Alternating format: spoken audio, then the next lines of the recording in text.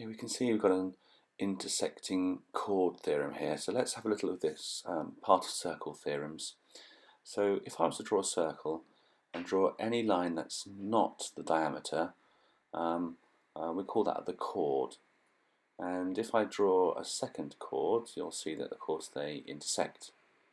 So this is an intersecting chords. And there's an intersecting chord theorem. And I'll just explain that to you quickly now. So we've got intersecting chords, and I'm going to introduce the theorem.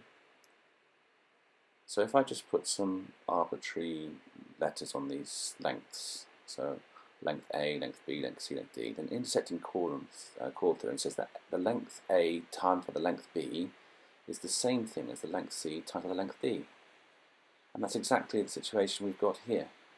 So if I draw our question, okay, you can see they've given us, well, hopefully you try to could go yourself, but you've seen that we've got to find this length P to D. So we'll call that PD, shall we?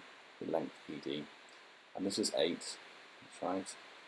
This was 9, and that was 6. So intersecting chord theorem says that 9 times by 6 is the same thing as 8 times by P times by D.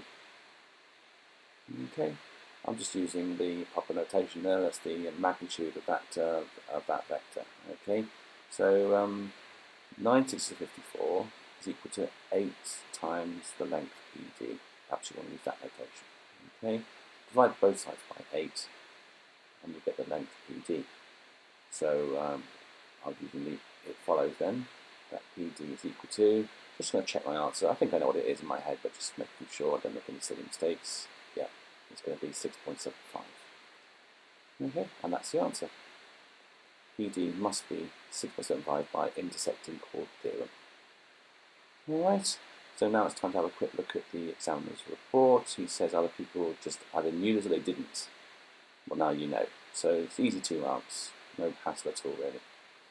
We'll just check we got the right answer, of course. So here's the mark scheme. Yep. 6.75, and you need to have both the method and the accuracy mark.